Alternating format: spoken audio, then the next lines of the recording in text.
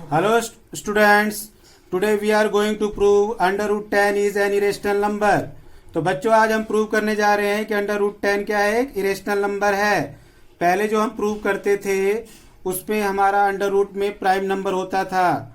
Okay, आज ये क्या हम लेके चल रहे हैं, कंपोजिट नंबर। 10 हमारा क्या है, कंपोजिट नंबर है, क्योंकि जो नंबर प्राइम नहीं होता वो क्या होता है, कंपोजिट होता है। तो प्राइम नंबर क्या होता है बच्चों, जिसके सिर्फ दो फैक्टर होते हैं। जैसे मैंने यहाँ पे कर रखा है 5 1 जा 5, 5 और 1 क्या है, इसके सिर्फ दो ही फैक्टर होंगे, 5 होगा और 1 होगा। जैसे 3 है, 3 1 जा 3, तो 3 और 1 के अलावा कोई और फैक्टर नहीं होगा। लेकिन अगर मैं 4 लेता हूं तो 4 1 जा 4, 2 2 जा 4, तो कितने फैक्टर हो गए इसके, 1 2 4, यानी कि मोर देन 2 फैक्टर हो गए।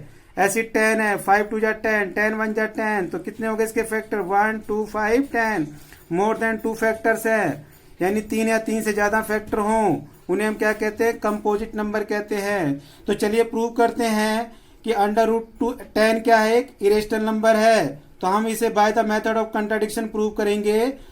ऐसे हम क्या मान के चलेंगे कि एक रैशनल नंबर है। तो लेट अस एज्यूम दैट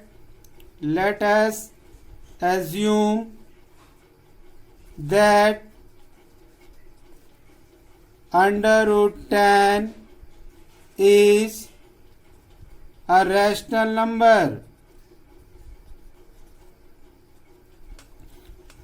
अब रैशनल नंबर को हम किस फॉर्म में लिखते हैं, P अपॉन Q की फॉर्म में लिखते हैं।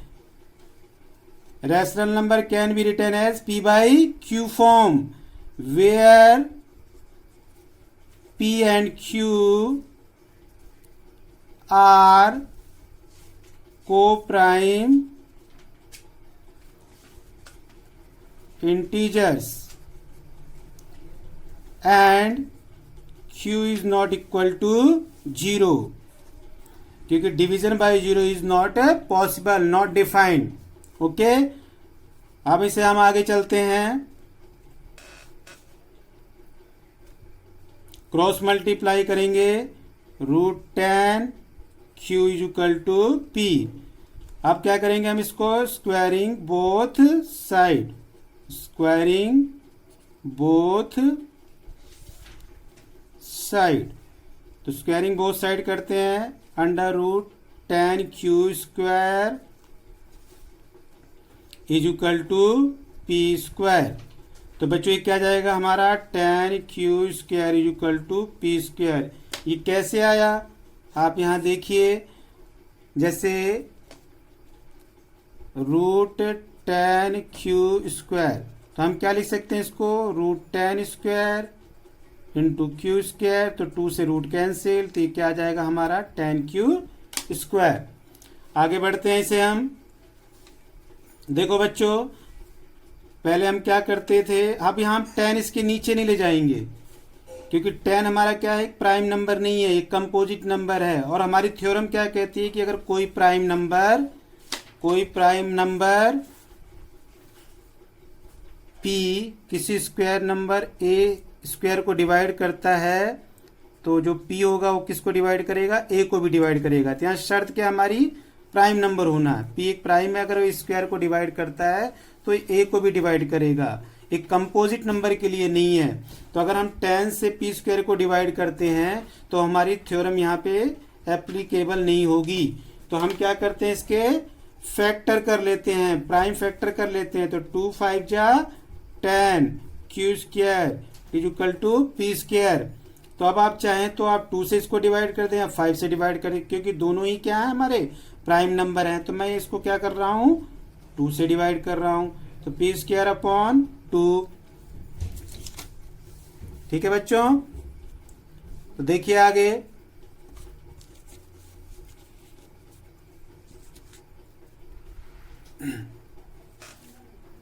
आगे देखेंगे। तो this implies 2 divides P square, क्योंकि भाई 2 क्या है, पी स्क्वायर का फैक्टर है, तो 2 क्या करेगा, पी स्क्वायर को डिवाइड करेगा, क्योंकि फैक्टर का मतलब क्या होता है, डिवाइजर होता है। तो 2 पी स्क्वायर को डिवाइड करता है, तो दिस इंप्लाइज 2 डिवाइड्स पी। ये पहली स्टेटमेंट हमारी आ गई। जैसे कि अगर मान लीजिए कि हमारे पास कोई प्राइम नंबर 2 लेते हैं और ये 2 का स्क्वायर ले लिया हमने 4, तो 2 क्या करेगा, 4 को डिवाइड करेगा, 2 2 जा 4, ठीक है। तो ये 2 को भी डिवाइड करेगा, 2 1 जा 2। लेकिन अगर मैं यहाँ कंपोजिट नंबर ले लूँ, कंपोजिट नंबर जैसे 4 लेता हूँ और ये 2 का स्क्वायर, तो 2 2 जा 4, 4 1 जा 4, लेकिन 2 को 4 डिवाइड नहीं करेगा क्योंकि कटेगा ही नहीं। 2 1 जा 2, 2 2 जा 4, 1/2 आ रहा है, पूरा पूरा नहीं कट रहा है यहाँ पे। क्लियर है? ओके, आगे बढ़ते हैं हम यहाँ पे बच्चों। तो देखिए यहाँ पे late p equal to 2c। क्यों? क्योंकि देखिए यहाँ पर 2 जो है वो क्या कर रहा है, 2 जो है वो p को डिवाइड कर रहा है। तो 2 जो है p को डिवाइड कर, हमें नहीं पता क्या आएगा, यहाँ पर हम मान लेते हैं c है, तो p इक्वल टू क्या जाएगा हमारा 2c। इसलिए हमने यहाँ p इक्वल टू क्या लिख दिया, यहाँ पे 2c लिया है। Where c is an integer, where c is an integer. Okay, आगे बढ़ते हैं। Squaring both side, squaring both side करेंगे तो क्या जाएगा हमारा,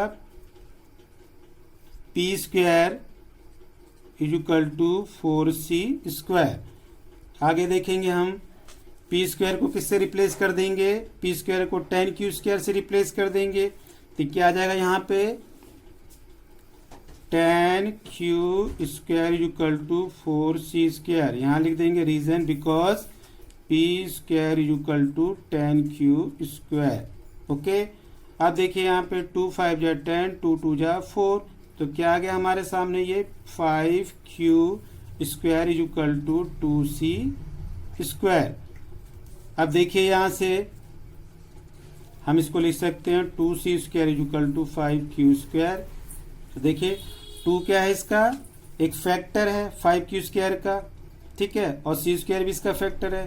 तो 2 इसका एक फैक्टर है, तो क्या जाएगा बताइए, 5q स्क्वायर को 2 क्या करेगा, डिवाइड करेगा। अब यहाँ दिखाई दे रहा हमें कि 2 से 5 डिवाइड नहीं होगा, लेकिन q स्क्वायर जरूर डिवाइड होगा, क्योंकि हम कई बार देखते हैं, जैसे मान लो मुझे 10 को 2 से डिवाइड करना है, तो ये 2 5 जा 10, तो 5 तो डिवाइड नहीं हो रहा है, लेकिन 2 से डिवाइड 2 हो जा रहा है। तो यहाँ पर अगर हमें 5 डिवाइड नहीं हो रहा है तो क्या होगा, हमारा q स्क्वायर डिवाइड हो जाएगा। तो यहाँ लिखेंगे हम क्या, दिस इम्प्लाइज 2 डिवाइड्स, आप 5 नहीं लिखेंगे, 2 डिवाइड्स 5, 2 डिवाइड्स q स्क्वायर।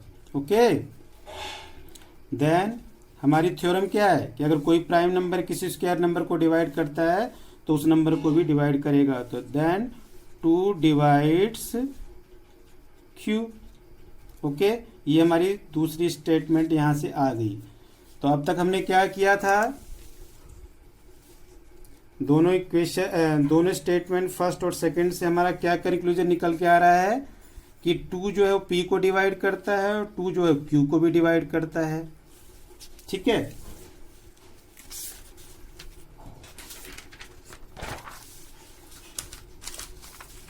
तो from first and second, from first and second statement p and q have 2 as common factor, but this contradicts